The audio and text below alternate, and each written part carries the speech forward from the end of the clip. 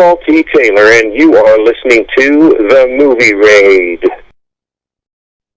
It's time for the movie raid, and tonight's victim is actor Paul Taylor, that is known for his role in Hellraiser Judgement as Pinhead. Hello. Hey, Mike, how are you? Fantastic, man. So what have you been up to lately? I know you got some con events going on. Yeah, actually this weekend I'm going to be going to Bastrop, Texas, Cult Classic Convention. That's going to be a lot of fun. Bastrop, Texas is the home of the gas station from the original Texas Chainsaw Massacre, which is really cool. I'm sure we'll go and visit the gas station and eat some nice spaces and stuff. So that's going to be fun. Hang out with some of my horror friends and hopefully meet a lot of groovy people who love the horror. It's going to be a hoot. Conventions this year so far as well. I'm going to South Carolina Comic-Con in Greenville, South Carolina, March 28 and 29. I'm going to Motor City Nightmares, in Novi, Michigan in April 24 and 26. We're doing a new one called Metrotham, which is a combination of the word Metro and Gotham. So Metrotham in East Ridge, Tennessee, May 1 through 3. And I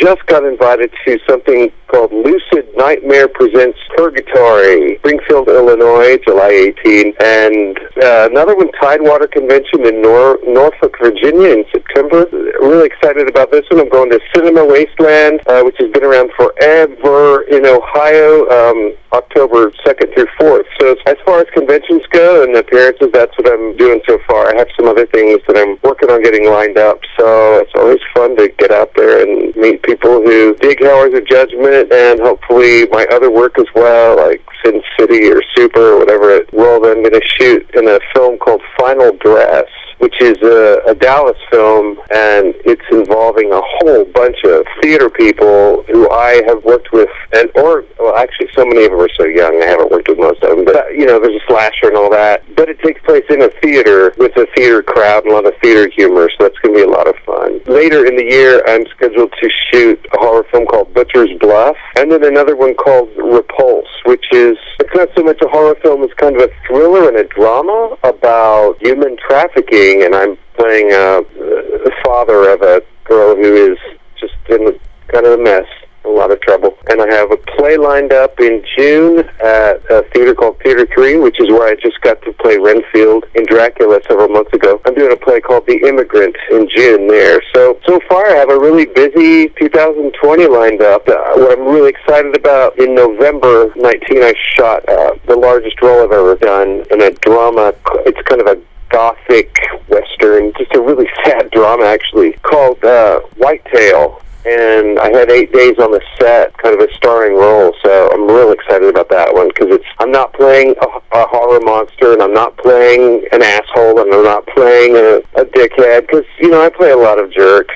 This guy is, just totally sort of vulnerable. He's kind of the heartbeat of the movie, so I'm really looking forward to seeing how that one goes. So I've got another movie from the producers of Sick for Toys, which is called Roadhead, which is going to premiere the CineQuest Festival in San Jose in March. And at the same festival, we'll be premiering another movie I'm in called Shifter, which is sort of a time travel sci-fi horror drama. And Roadhead is a really naughty horror comedy. But anyway, I've been busy. And I'm still busy, so it's a great thing. You mentioned that since you played so many characters between being jerk roles and bad guys and horror characters and so forth, do you still have trouble having to shake that feeling off that the audience continues to see that and kind of sticks to that main aura of what you're usually playing as, and you still feel like you're almost starting over, like this is a totally different side that you have to actually prove that you can go outside these characters even though that you've been used to the other ones? Well, it is nice to be playing something finally who is someone who actually has relationships with other people, like a family unit, and he's not a creepy uncle. I mean, he happens to be an uncle, but he's not like a child molester. He's not an asshole. Really nice to do that. I don't mind being able to play the jerk. My first movie was Sin City, and I played the wormy assistant DA, and I got my arm broken. Some people who know the movie would know this. I'm the guy who gets his arm broken in 3 places by Marv right before he gets electrocuted. And that was my first movie, and I'm playing this slimy attorney who anyone would want to hurt, you know? I mean, I think Robert Rodriguez probably, I met him at the audition, and he's probably like, yeah, I'd like to hurt this guy. I don't know, but I think the fact that sort of versatility, that I can be a nice, vulnerable person, because in real life, that's kind of who I am. Playing a character nobody really likes, but who doesn't really have any close personal relationships with any other characters in the movie, it's kind of freeing, and it's fun. I mean, it's fun to play assholes, and because you get to just sort of get into the skin that is not socially acceptable in your real life, perhaps. You know, I mean, it's like generally being an actor. It's not just in film, it's in movies. I mean, it's in theater, too, and TV. To play characters who are villainous or who are unlikable. I try not to ever play a character that's unlikable, because in order to play any character, I have to like the character. And I have to find something I like about the character. I think a lot of villains and bad guys, they don't think of themselves as villains and bad guys. They're just people who are getting by, just being themselves. Now we have sociopaths and psychopaths who have a clue. They know they're hurting people. They know that they could do better. But some people are on such a wavelength that they don't even know what they're doing is wrong. And anyway, I like playing jerks, but it was refreshing to play somebody who loved other characters in the movie and had genuine, deep emotions connected to those other characters. It was really great. Speaking of emotion, how do you describe emotional drive and confine it in terms of characterization? Well, really, it comes from the script. You read a script. I mean, a lot of work, I'll just take it before even reading the script, just because I know that I want to work on a certain project, and then sometimes you go read the script and go, oh, that's a really bad script. Oh, well, I already said I'd do it. Anyway, but quite often, I mean, in every case, actually, whether it be theater or film, it's all about the script. David Mamet, a lot of people don't like David Mamet because he kind of cuts art down as far as the creative process. He has his processes, and then some of the other processes he thinks are stupid. But what he basically says is, there is no character, there is only words on a page. So if you take those words that are written, now this is me talking, that's all he says. So if you take the words as they're written, that is your character. Now, hopefully, you read those words or the character description, and then you know how you can relate yourself to that character, and that's sort of where you start. Because there's method acting, which is very, very internalized and coming from a deep emotional place, and sometimes can get really almost psychotic because it gets so, like, you sort of become another person, which is actually impossible unless you're insane. But to get so close to that, you're not insane, but you are in the correct mindset. Human emotion is real, so you use your own emotion. When you're saying words, when you have tears in your eyes because you're thinking about your dead dog, for example, who just got run over last week, but you're talking about something completely different. You're talking about how much it hurt when someone stabbed you in the gut, but it evokes sort of the same hurt. I mean, they are totally different things. I mean, one would probably have a lot more anger, but anyway, that's irrelevant. I think that you just use yourself, and if you have to fake it, then you fake it. Because if a situation in a play or a movie or TV is ridiculous, and you, like Paul Taylor, I'm there on the set just going, oh my God, this is all really dumb, and I am not really enjoying what we're creating here. You still have to fake it. You still have to come up with something, and hopefully that doesn't happen very often in a person's career. It hasn't happened very often in mine, but when it has, you just get through it. And then it's work, as opposed to creating art where you're like doing what you love and being grateful for that. You have to be grateful either way, but if you're not enjoying it, sometimes it's harder to be right in that moment, be grateful, until you realize later, wait a minute, I could be washing dishes for a living. I could be, or, some people love washing dishes for a living. I'm not saying that's a bad thing. But you could be doing something that you hate for a living, and God knows I've done that too. So as far as the emotional connection to a character, yeah, you build that or you fake it. I tend to go both ways depending on what script I'm doing. There's something that I can just internalize, and it's easy for me to just be that character without having to work too much at it. But that's great because it comes from within. And then it's easier, and then you can just live and breathe and learn the words and say them and work that way. Sometimes I'll have to start with the physical, and I'll have to do strange physical things for it to get inside my body. It's kind of like it's psyching yourself out, so that it feels real, even though sometimes while you're doing it still doesn't feel real, but the audience doesn't necessarily know that. If the audience believes what you're doing, then you've done your job. And for me to feel sorry for myself because I didn't get to enjoy the process of what we created is just stupid, because it's not about me, it's about the art, and it's about creating this and affecting the audience. I think it's so funny, interviews with big, successful, rich movie stars, like, well, how did you become an actor? Oh, well, luck. I hear these interviews, super famous actors, maybe they were kids and they got a big role in a huge franchise and it made them superstars and they'll be famous the rest of their lives. Okay, that's great for them, but I just think it's funny, as opposed to so many actors who never become superstars, who never become famous, who only do it because they love it so much, and then maybe they get famous later due to really hard work and a lucky break, but or famous isn't what it's all about. Achieving every project that you do and everyone else, do you think it's almost like a constant work on its own as far as that creative focus? Do you think it should always be in constant, or do you think once you get comfortable with creating whatever the emotions and in terms of characterization, that creative focus is already in place? Do you think it should always be in a constant work state? Once you know what you're doing in a particular project, then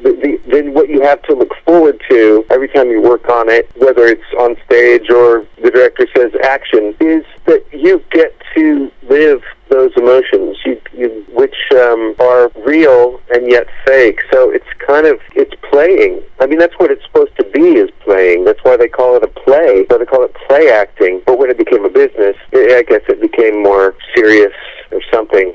I don't know. But yeah, I think the more that I work, the better I get, because I get better and better at having those emotions be real. And it's also from life experience. If someone has gone through a lot because of how old they are, or just because of what they were born into, they've gone through a lot of tragic or wonderful things, then they have that in their body, they have that in their mind and in their soul, and they have that to call upon, and should consider themselves lucky if they are an actor, an artist of any sort, that they have that to utilize so that they can make their art as good and as deep and layered as it can be. So I think it's like exercising any muscle. The more you exercise it, the stronger it gets. There are certainly muscles in my body that don't get enough exercise, but if you think of acting, the process of acting as a muscle, then I've only gotten good because of how much I've done it. When I was a kid doing theater, I had good instincts, and I knew I loved it, and people told me I had talent, but I didn't have enough experience to really know what I was doing.